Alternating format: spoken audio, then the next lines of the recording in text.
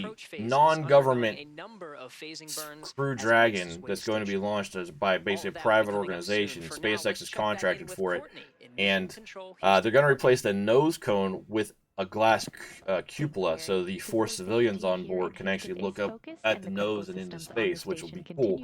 I have my reservations about what I consider people to be very young to be getting on board a non-government, privately funded space flight. They seem kind of young to have the not just world experience, but the engineering and piloting experience to be on board. It's a very automated system, but we've already talked about how I feel about being completely 100% reliant on a system that has no human capability to really engage with it.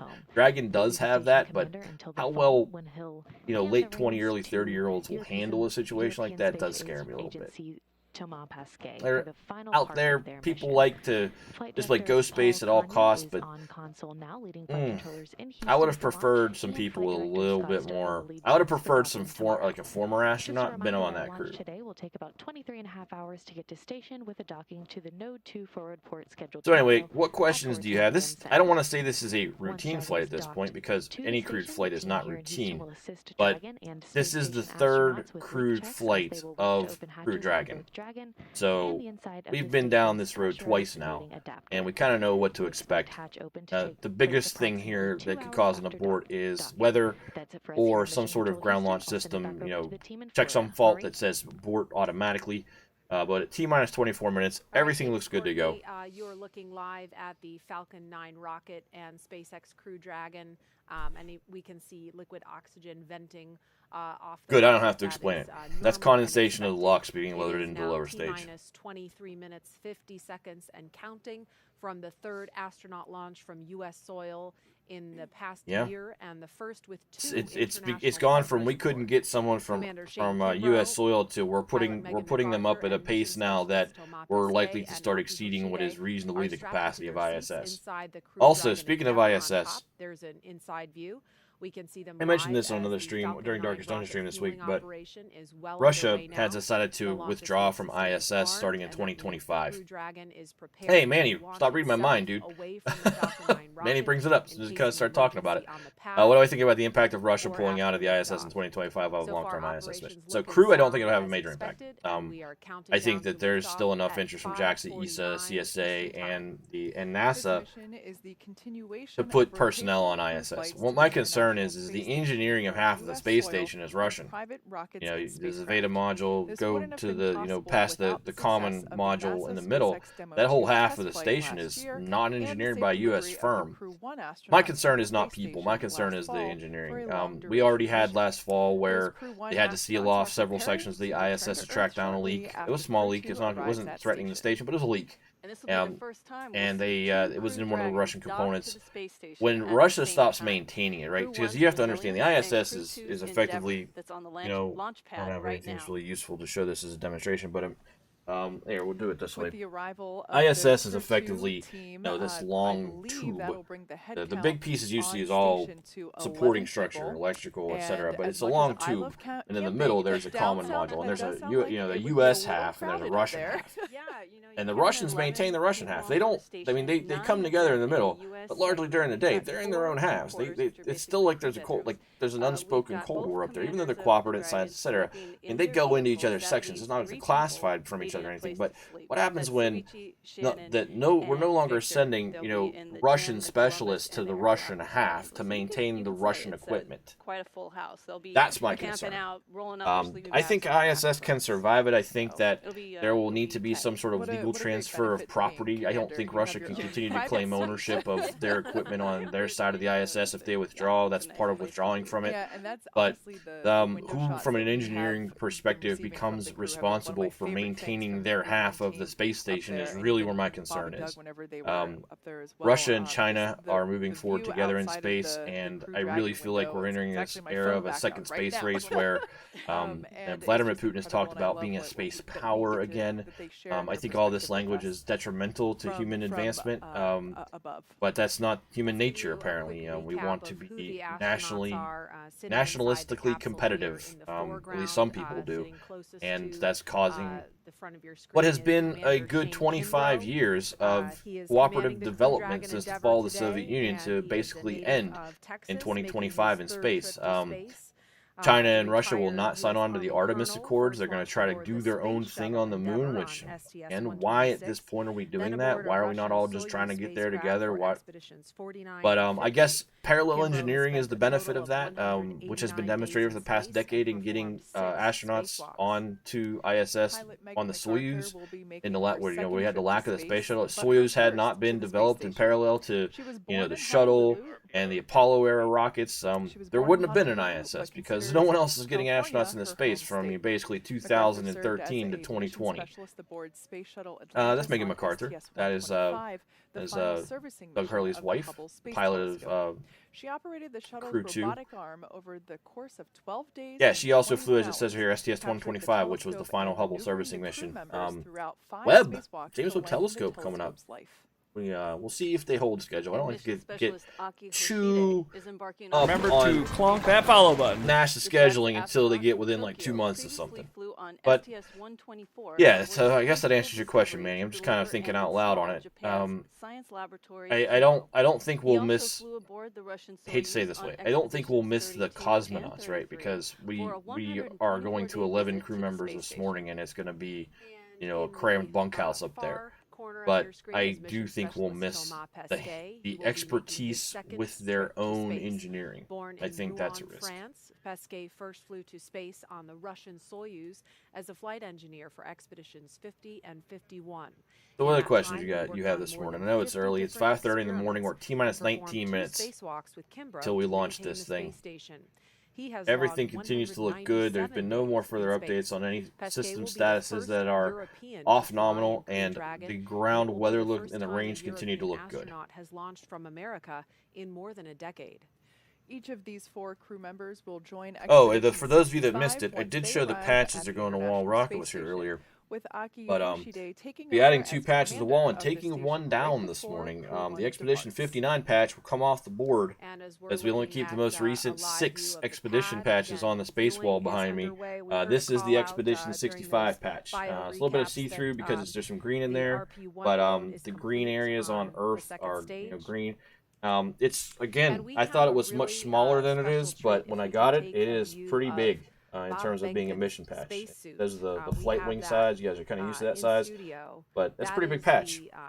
And then obviously, I don't ever hang the mission patch until it's a successful launch. I think I'm superstitious about space flight. Flying in general, I'm superstitious about. So I've done a lot of it. But this is your Crew 2 patch. It has the name of the astronaut. So obviously number 2, the Dragon on there. Again, I think the Dragon motif will likely remain part of the motif for all of the Crew Dragon flights. It has Kimbrough, MacArthur, Hoshide, and Pesquet, however you want to pronounce it. French is a tricky language to make people happy with, by the way.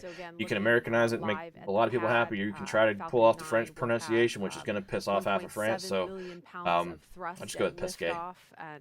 We've heard it sounds like a gorilla sitting on your chest. Would you say that's accurate? I wouldn't say that question is unrelated to this launch either, Manny. This is an ISS launch, and ISS questions are, the ISS is old at this point.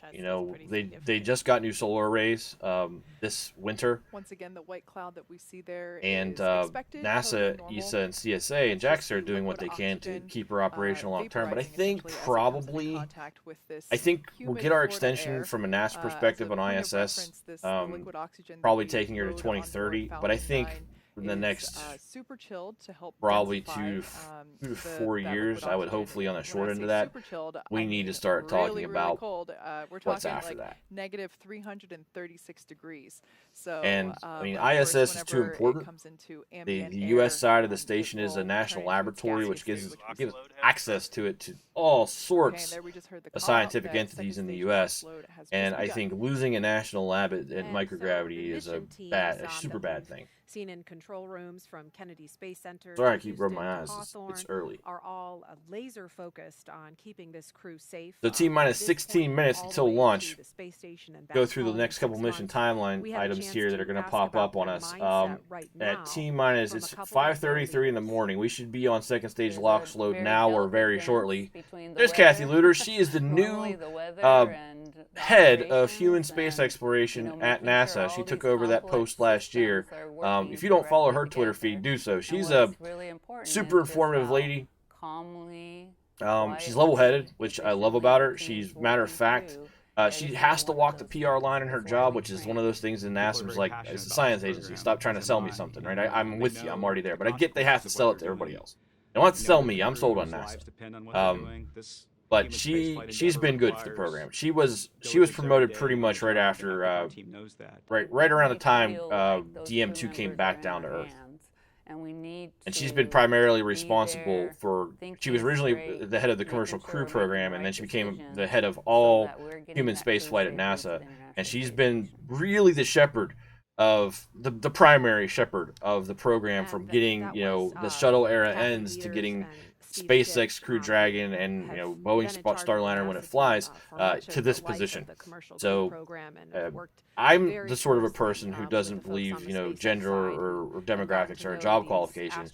I don't care that she's a woman. She's great at her job. A lot of head will be made of, you know, she's the first human director of, no, who cares? She's been one of the best directors of crewed space flight at NASA, and she's doing the job phenomenally. And regardless of any other factors, that's what matters. And I'm very happy to have her as the head of crewed flight for NASA. I am one of her biggest kind of quiet cheerleaders. I love Kathy Luter as the head of crewed flight. 14 minutes, 15 seconds, and counting. Liftoff will be So about 1 let's hour see. before sunrise here on We will Florida go Space to Coast, first and stage if we're engine lucky, chill at we may see 5:42, a so in beautiful about contrail 7 first minutes. light. And At the then time of launch Dragon at will transition to 5:49, internal 2 power at seconds Eastern time, the 5:44 space and some station will be change. flying Strong back 258 retraction will miles begin at over the Indian 5:44 and Ocean, 32 seconds. south of At the Sri same Lanka. time, And now the first stage will be fully loaded with its RP-1. The autonomous flight termination system will engage at 5:45. The first stage locks tank full, and strong back will be full retract to 1.7 degrees. That'll happen at 5:46. Flight computer will engage final pre-flight checks at 5:48:02, and that will also get the Falcon 9 pressurization of the tanks ready for liftoff. And then the last human check is at 5:48:17 seconds, and that will be the SpaceX launch director verifies the final go for launch. Liftoff is at 5:49 and 2 seconds. We'll lag a little bit behind that here just because we are taking in a live feed into a live feed. So there's probably a solid 15 to 25 second delay with that, but hang out here that keep the clock above with that countdown as accurate as I can relative to what's being shown on the screen. Checkouts of the thrust vector controllers, what we call TVC wiggles, are coming up, along with throttle valve checkouts on the engines. That's where we move. Those of you lurking, appreciate it. Those of you who've been participating in chat, appreciate it. This will obviously get posted to YouTube when we're done here this morning, so that we can provide the launch coverage to those people who chose not to get up this morning because, you know, they're sleepyheads and they don't want to watch rockets at 5:35 in the morning. On the Dragon spacecraft, the Dragon mission director and team, they're reporting no issues. So any other questions you might have, please feel free to ask. It doesn't have to be about Crew Dragon 2. Anything I can find you the answer on or explain better, I'll try to do. One of the benefits of doing a live stream with this is if people are in chat and they want to know something, especially when it's a light audience like it is on an early flight like this, I can talk about whatever you guys want. That'll give them insight into how the launch is proceeding, and it provides constant updates on vehicle health. And for Dragon at T-5 minutes, we'll hear it enter terminal count as they transition to internal power. So let's see. We're going to hear continued call-outs on the countdown. There we go. As we get close T-minus to 13 minutes. 0 and to the This is an liftoff. update from Stephen Clark on the ground. Rocket stands 215 feet tall, 12 feet in diameter. At liftoff, the 9 Merlin 1D engines will generate 1.7 million pounds of thrust. Fully fueled, Falcon will contain more than 1 million pounds of kerosene and LOX propellants. Total launch mass, 1.2 million pounds. But just in case anything were to happen, Dragon is fully prepared to initiate an abort and use those Super Draco engines to escape. We talked about. Hey, welcome back, Case. How was Walking Titan? Hear a series of letter and number combinations.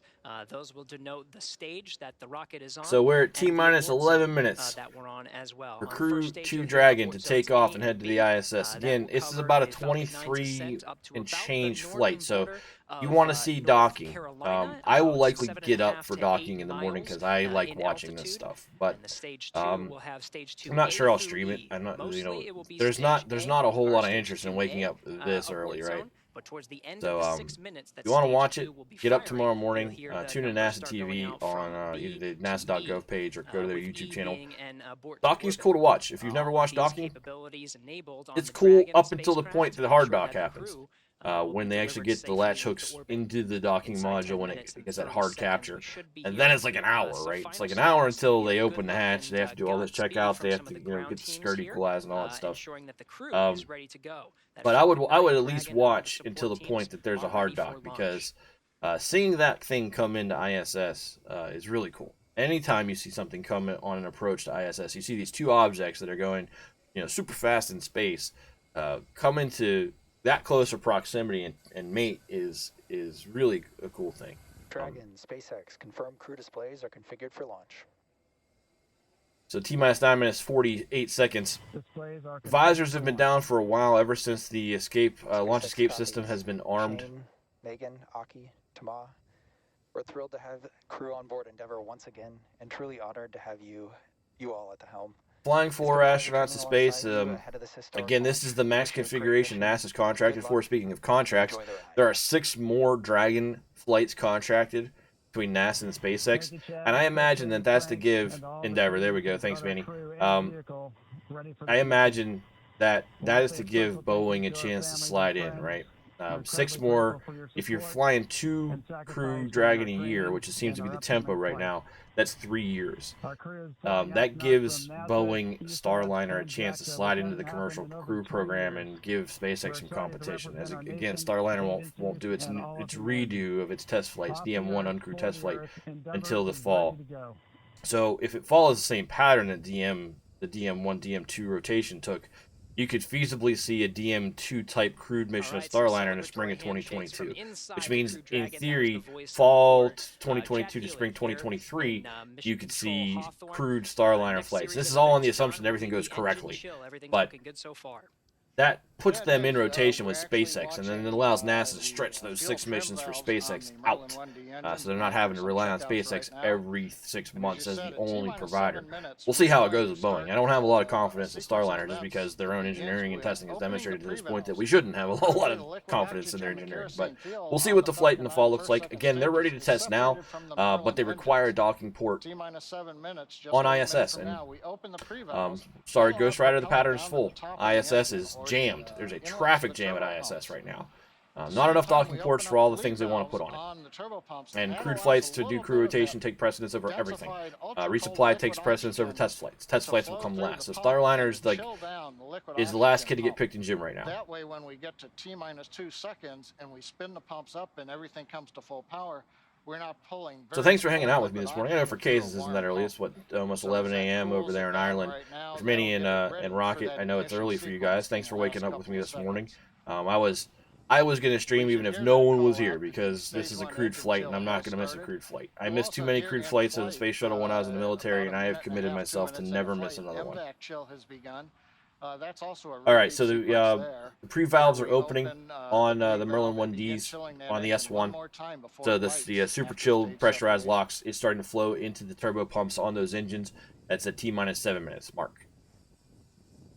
Right now we're waiting to see beautiful morning. There's a little bit of haze on the ground. I don't know what the cloud cover looks like. We'll see. But that haze on the ground, if you've never seen a foggy ground launch, you're going to see that optical displacement, that refraction of light from these engines is going to be big.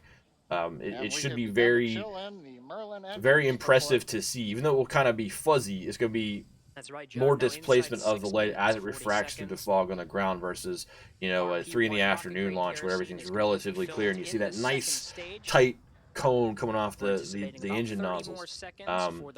He's gonna see more diffuse this morning when this thing takes off. T-minus 6 minutes, 15 seconds to launch.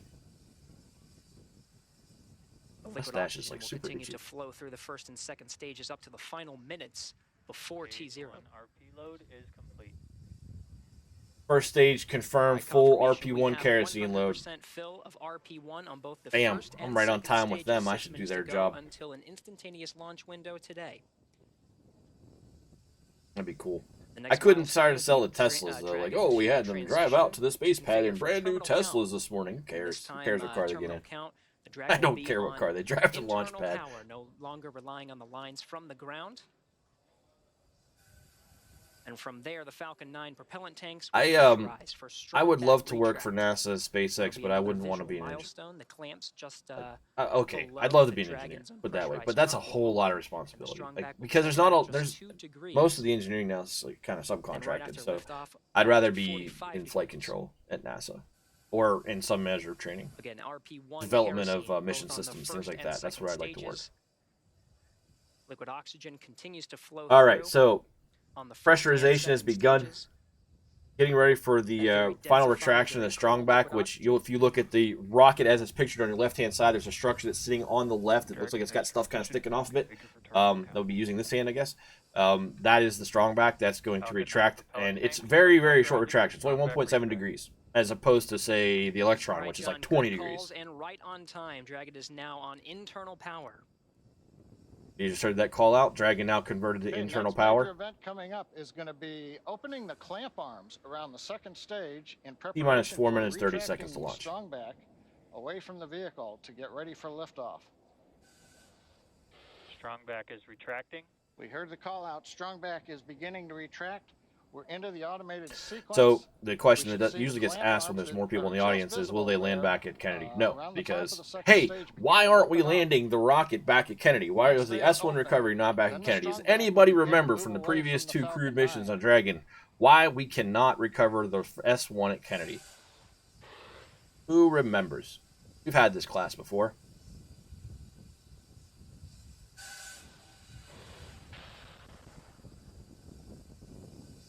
Watching the sequence, a nice view from up on top of the fixed service structure. The arms are opening. I've slept since then. And we're beginning to recline away from the T-minus 3 minutes counting. Rocket destruct system will be armed shortly. Downrange trajectory is kind of the right answer. That is the more specific. Manny is correct. The trajectory that must be taken for a crewed flight, the arc of it is much higher than the lower trajectory of an uncrewed flight. And because of that difference in trajectory, the distance away from Kennedy it gets is greater, and therefore it's not recoverable back at 39 or back at the physical land side of Kennedy. So it must be recovered on a drone ship. Good morning, Terry. Welcome in. We are T-minus 3 minutes from Crew 2 taking off from Kennedy Space Center to take the ISS crew complement up to 11 for about 4 days. But it has everything to do with the arc of that trajectory downrange.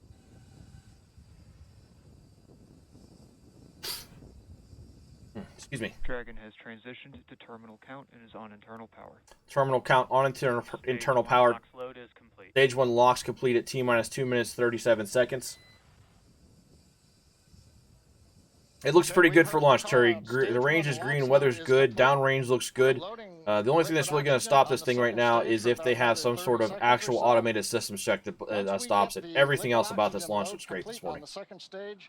4 astronauts on board, the first reuse of a Dragon capsule. This is the same capsule that flew on DM1. I'm sorry, DM2. It is a refurbished, reused capsule this morning. First time that's ever happened, by the way. It's not the first reusable spacecraft. Obviously, the shuttle was reusable, but it's the first reuse of a capsule. Humid Florida air, and you'll get a large white plume of condensation off of the back of the strong back. That'll be normal coming about a minute and a half before. Second stage LOX tank is filled and has been closed out. Fully loaded. Kerosene and LOX on both stages. 1.2 million pounds. T-minus 1 minute, 37 seconds. Fully fueled. We have fuel on both the first and second stages, and both stages are filled with liquid oxygen. Gas closeout has started. Expect loud venting. Autonomous flight termination system is now engaged and ready for launch. Coming up in the final minute, the flight computer will command checks of first stage Merlin system steering, and the prop tanks will be pressurized for flight. Water will flow from water nozzles on the ground for acoustic suppression, which is just the sound dampening system and adds density around the rocket for those of you that wonder why water shoots up all the time.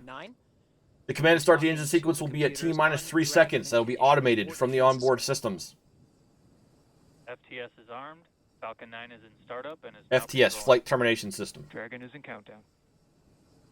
All right, 50 seconds to go. Everything is ready for an on-time launch today. 12-minute flight to orbit, roughly.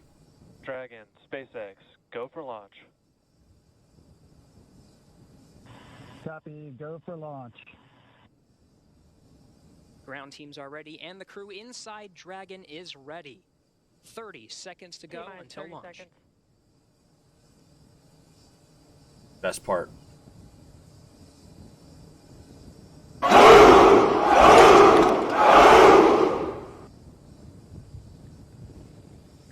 T-minus 15 seconds. Hey, Doc. We're a little bit ahead of the count. 9, 8, 7, 6, 5, 4, 3, 2, 1, 0. Ignition. Ignition. There she goes. Armored tracks. Crew Dragon 2 takes off from Kennedy Space Center. Look at that glow on the ground. Again, 4 astronauts from 3 countries on Crew 2, now making their way to the one and only International Space Station. The vehicle is pitching downrange. 9 Merlin engines on the first stage, providing 1.7 million pounds of thrust. Hearing good calls on first stage. Look at that. So far. T plus 30 seconds. Velocity 500 kilometers per hour. Altitude 2.3 kilometers. Crew mission on board Dragon and Falcon 9. Here we go. Falcon 9 will Stage 1 throttle down as we approach max Q, maximum aerodynamic pressure on the vehicle. After we go through that period where the atmosphere starts to become thinner and there's less pressure on the exterior of the fuselage, they will throttle her back up. Velocity coming up on 1,000 kilometers per hour at 7 kilometers altitude at T plus 58 seconds. And look at that thing go. 9 Merlin engines burning off the bottom of that. It is now supersonic at Mach 1. 1,100 kilometers per hour at 10 kilometers altitude, 1 minute 9 seconds T plus. There is your max Q. There's our call out that we have just passed through max Q. Stage 1, throttle up. Throttle up a stage 1 back to maximum. Copy. 1 Altitude 17 kilometers altitude. 1,900 kilometers per hour velocity at 132 T plus. Minutes into today's flight.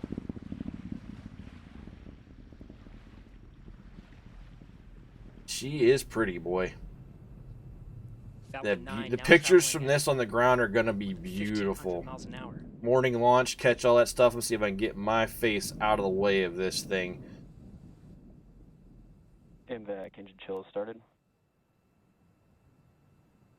Here's your All right, onboard the engine camera. chill for the second stage single Merlin engine has started. About 30 more seconds of the first stage firing to bring our 4 astronauts. All into orbit. systems still go at T plus 2 minutes 11 seconds. Now from here, coming up in about 20-some seconds, we're going to have 3 major milestones. We'll have shutdown of the 9 Merlin engines. We're beginning to throttle them down. So they can do stage We will then separation. get stage Stage 1, separation, throttle down. and then we will get ignition of the second stage engine to propel S2 Dragon engine. and the Falcon 9 second There we stage go. into Onboard camera orbit. for stage 1 SEP. Main engine cut off. You see that pressurization on the full every time. Here we go. S1's gone.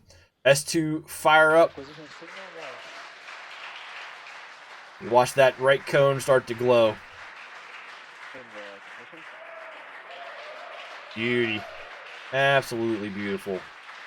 And we have ignition of the Okay, second so on the stage. left side, I'll get So the myself green back out of the way flashback now that jet they've split fluid. screened here.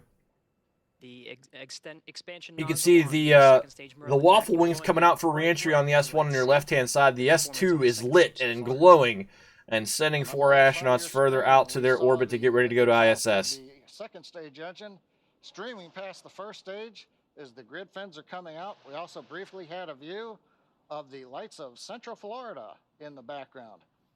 I bet you Gilly could Currently, have the seen that first out his stage window is this morning. Continuing to coast up to apogee. It's unpowered. It'll Well, reach the a onboard height systems are and now begin using to descend Starlink back case. down toward the You'll Earth's notice atmosphere, about where it will probably about take 18 3 months ago, engines to the slow image down in fidelity from preparation for what SpaceX will be launches landing got a burn lot on the better, drone ship in November. including the landings. And that's because The they're grid using their fins are own deployed internet right constellation now on now. the first stage. And there's a big difference between old internet systems in orbit and Starlink with respect to distance. The usage of LEO makes the signal integrity and the free space loss, well, the signal integrity better and the free space loss much lower, so that system is much higher speed. I'm actually not sure what drone ship it is. I didn't even look this morning. Go look. 4 minutes It is and going to a 10 drone seconds ship for into sure. Today's flight. It is not landing back on the ground astronauts up the eastern due to the seaboard. previously Fire mentioned is a 6-minute burn to deliver the trajectory. astronauts into orbit. We'll wait for a cue for good orbital So insertion let's after that. see. Meanwhile, Will they be we will be recovering? hearing, On, of course, I still love you. Yes, the check-ins tugs on are the fin vehicle's flag out, trajectory and performance, as well as support is check-ins go for some of the quest. ground stations No and the fairing fastest recovery observer, because there's no fairings. throughout the 6 minutes of the If second you want that stage information, another streamer, YouTube video guy, Everyday Astronaut, produces some really good briefing pages that I use a lot for this stuff. Good morning, Dustin. Welcome on board. We are T plus 455. Crew Dragon 2 is on its way. You can see the S1 on its way back down. The grid fins are out. We'll be coming up on the reentry burn on the S1 very shortly. SECO second engine cutoff will happen around the same time that we're landing this thing back on. Of course, I still love you. Was solid this morning. No delays, no issues whatsoever. The second stage telemetry signal. It is dark out there because it's space. Has reached apogee, and it's now oh yes, it's space on the right-hand side. They're coming back down to Earth on the left-hand side. It's foggy. It's a little foggy at Kennedy, but this rocket's not landing itself back at Kennedy. It's much further downrange over the in the Atlantic now. About a 12-minute ride to orbit. So we've got about 10 minutes left in really active stuff on the stream, and we can talk about whatever else you guys want before I have to get to work. My work day starts in about 5 minutes, but I'm able to be a little bit late. Dragon SpaceX. So for Dustin and Case coming in later than start. This is a reuse of the DM2 capsule. This is the first reuse of a capsule in spaceflight history. On cue, those check-ins on the second stage performance. Once a minute, everything's looking good on that second stage. So velocity of the crew capsule is now 12,700 kilometers per hour at an altitude of 201 kilometers at T plus 6 minutes 17 seconds. Stage 2 continues. It is pretty big. Moxie's bigger. Now exceeding 8,000 For those of you that missed it, miles we an talked hour. about it earlier, but the Moxie module on altitude of about Perseverance 124 produced oxygen on Mars from the Martian atmosphere this week. First major step Just toward about 1 putting minute from people now, there. We will begin the entry burn of the first stage. That'll consist of lighting the center engine, and then shortly afterwards, 2 more engines for a 3-engine burn to slow down the first stage in preparation That is nuts. for entering the Earth's atmosphere. We live in the future, homie. Remember when we were kids watching the space shuttle go, we were just happy to see things go into space. Now we're talking about systems being designed to actually habitate on other planets. Trajectory nominal. I think first human presence on Mars is within the next 50. Copy, nominal trajectory. Crew 2 reports nominal trajectory at 15,600 kilometers per hour velocity. The altitude dipped a little bit. The vehicle about to exceed about 10,000 miles per hour. But they're just rounding their orbit at this point. Meanwhile, first stage down at 90 kilometers, getting ready to relight 3 engines. Yeah, you can see how foggy it is. Look at the polling lights, the pulse polling lights on the S1 are really picking out. And there's the 3-engine relight on the reentry burn on the S1 on the left. We've got the center engine ignition, and there come the 2 side engines. Now Let's see if she lands. Burn will last about 29 SpaceX seconds, did lose an S1 for Starlink last year. First time they've had a landing failure in a long time. But we don't cover Starlink for our own reasons. One, it's a routine deployment of space garbage. I know that some people are going to benefit from Starlink, but the Kepler effect risk is not worth it, in my opinion. To look good on the first stage, heading to the Atlantic And if you're not familiar with the Kepler effect, there's so much junk, and we've covered it when we've looked at Space Junk IO. There's so much stuff in low Earth orbit that if one thing breaks, it can cascade into another thing, which will break, which will cascade into other things, which will break, and then we'll end up with a junkyard around our planet. We won't be able to use it for anything. We'll actually create an effective shell we can't put people in space through and escape our own planet's planetary debris. It's a huge risk. China is now talking about doing its own satellite constellation. OneWeb and Starlink had a near miss about a month ago. Shannon Not worth it. at the back end of stage 2, a few seconds until cutoff. SECO cutoff coming up on your right hand side. S1 trying to land on your left. They have gone full to the second stage engine cutoff. There's your MVAC shutdown. You can start to see that thing cool off. Looks like they're having camera problems on the S1. Your landing burn's underway according to the on-screen telemetry. Launch escape system disarmed. Launch escape system is disarmed on Crew 2. Launch escape system disarmed. Copy. Dragon SpaceX nominal orbit insertion. Don't have any visual from the S1. There we are. There's your S1 burn. Copy, nominal orbital insertion. It's burning. We just saw it burn. And I think that's more that it's... Second stage has done its job, delivering our 4 crew into orbit. Second stage is put... Okay, of course I still love you, lost the signal. S2, the most important thing here is S2 has them in orbit. They are. That was the rounding. That 201 to 198 was them rounding their orbit. Onboard camera, we saw it just briefly. It looks like first stage on the drone ship. First stage is on the drone ship. We didn't catch the burn down, but there she is. Look, that is a down fuselage look on top of the SpaceX logo. On, of course, I still love you. She is on the deck. With the Dragon spacecraft getting ready for some important events coming up, Gary. All right. That's right. About 2 more minutes. The Dragon and the second stage of the Falcon 9 will be in a coast phase. It'll take that long until the spacecraft separates from the Falcon 9. Yep, we'll wait till remember to clonk that follow button, and then it'll be S2 will be gone, and Dragon will be under its last engine, its normal engine to get to ISS for timing. Now that we're in orbit here, 23 hours until this thing is to the ISS, which will be tomorrow morning. Rocket, the name of the other one is Just Read the Instructions. Of course I still love you is, of course I still love you. You're coming back down to me. And the other drone ship is called Just Read the Instructions. In terms of timing, though, Crew 2 will dock with ISS tomorrow morning. Let's see, we'll get you a time that is according to the flight plan, which will be, let's see, docking sequence should be completed about 5:23 a.m. Eastern Daylight Time tomorrow. I will be up to watch it, but I probably will not stream it unless people really want me to. NASA TV, go check it out. Again, you want to make sure you see docking of something at ISS at one point in your life. It's really cool to watch.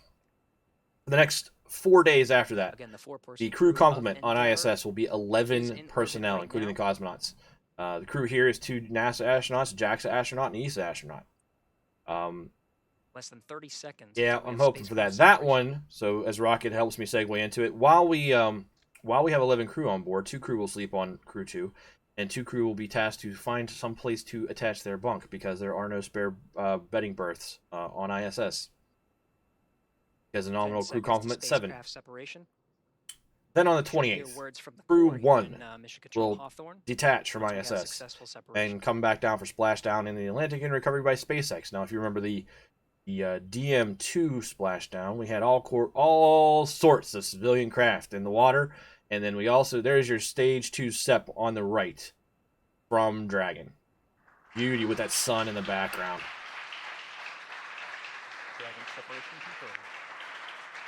Hey, we just had pieces of this type of thing burn up over Dustin like 2 weeks ago. Yeah, we'll talk. I talked about that earlier. We can talk about that again. So splashdown for Crew 1 will be on the 28th. I will get you a time frame as soon as I can, but if it's streamable, I will be streaming it. The last time it was actually a long stream, but really interesting. 1, all the civilian boats to try to get into the area, and then 2, we had that prop leak on the deck that really delayed getting Bob Bankin and Doug Hurley out of the craft. So we will see what the procedures are, because this is only the second time they're doing it with personnel on board. On the topic of ISS, Manny did ask about that earlier, and again to restate, Russia is pulling out of ISS in 2025. They're going to go their own way with China in space. They're looking to build another space station and also to go forward with their own presence on the moon.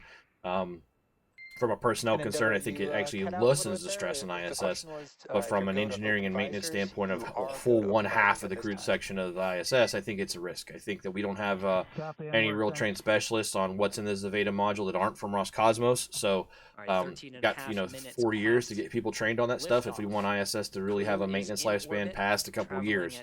And then we'll see what the future holds for ISS past 2030. I really think we need to start looking toward the future and building another space station. ISS has been great. It's been a workhorse of a national lab for us, but I do think from a technology perspective, she's 2 decades old, and it's time to start talking about the future. Great. Right on time. I hope, how do we get it down? That's a great question. You burn it up. You run it across the atmosphere in such a way that it burns but doesn't come back down. You basically put it through skimming the Earth's atmosphere long enough that most of it burns. so that by the time you actually, it comes down. It'd be this beautiful streak across the sky for a while. Views, even just from the cameras, are absolutely stunning. So you can see the crew raising their visors, basically getting out of that launch escape system mode and into cruise mode here. Next, but our separation is complete. Milestone will be the deployment of the nose cone. Yep, nose cone deploy, and process, but there's nothing else past that in terms of what's going on board Crew 2 until, they're going to do their whole thing with the floating zero-G stuffed animal and all that stuff. Space station over the next 23 hours. Well, even when Mir came back down, pieces came back down, right? But yeah, if you could get a piece of it, and obviously, there are seats from the space shuttles. They're going to bring back pieces. There's going to be an effort to bring back artifacts of ISS. They're not just going to say, shut the door, turn the lights out, and say, see you later. They're going to bring back pieces. They're going to go to museums and things. But yeah, personal piece of ISS, that'd be super cool. So I'm going to go back over to flight control real quick and lower the volume here on the broadcast. And we'll talk through the last couple things here. So to recap a couple things, as I did state earlier, OneWeb and Starlink had a near miss with their satellite constellations, I think about a week and a half ago, where SpaceX had to make the adjustment. China has announced plans to launch its own LEO satellite constellation of 5-figure microsatellites, which is not great in my opinion. We'll be back around talking about the docking tomorrow morning, at least in Discord. We'll see if there's interest in watching it live. And then I will try to finagle a way to watch Splashdown of Crew 1. And for those of you who missed it, one last time, we'll go through the patches that will now go on the wall. This is your Expedition 65 patch. Expedition 65 actually is underway. It's started when the most recent Soyuz got on board. And then this is your Crew 2 patch, which will go on the wall and move Perseverance down. We will be taking down a patch this morning as well. Expedition 59 will come down off the walls. We'll only keep the most recent 6 expeditions up there simply due to space concerns. But that is that. In about 90 minutes, if you are still awake, you want to go follow my friend Dustin. It's not going to pop. It will ding. But that guy right there. Yeah, I need to redo all this stuff on this set of scenes because I haven't done it yet. Go follow that guy. He's playing Fallout New Vegas. Crew 2 successfully in orbit. Not much else to say except we'll see you tomorrow morning when you dock with the International Space Station, right? So, thanks all for hanging out with me this morning. I know that it was early for many, and that's why many will watch a VOD. And that's fine. That's why we record these things, so that people can go back and see the history of what this community has done with spaceflight. Yeah, I appreciate Manny. Thank you very much. Yeah, we'll call it a day there, I think. And we will talk to you all on Dustin Stream in about 90 minutes. And the VOD will go up very shortly. And I got to get to work, which is one of the reasons I need to cut this short, because my workday started 7 minutes ago. So look for some information on Splashdown Stream next Monday. And the 28th is Monday, I believe. Yeah, so Saturday, Sunday, Monday, Tuesday, Wednesday. Wednesday is the Splashdown. Yeah, Terry, if check out my YouTube page. There's a panel below. There's a BOSA playlist of every launch we've ever covered. Case, thanks for being here as well. It is actually it's interesting to have the later audience just to be able to talk more directly to specific questions and don't miss anything. But yeah, we will catch you all on Dustin Stream shortly. I need to get going on my work day. I'm glad you all were here, and I will catch you this weekend. Don't forget, we're going to do a test stream. I now have data on. I've been collecting the jury pool in the background for Darkest Dungeon while we've been doing this to test how that's going to be formatted. It's been running every 5 minutes to populate the active user list. So now this was actually effective for helping me test that data. I will be playing The Sims at some point this weekend, so you guys can see all that, as well as probably doing one more test of the jury system in conjunction with all that. So, yeah, have a great morning. I'm not going to host anybody. Just go sit in Dustin's channel until he streams in about an hour and a half. And we will talk to you all later this weekend. Thanks for hanging out with me this morning. I truly, truly appreciate the interest and the time you spent here. I'll talk to you all later.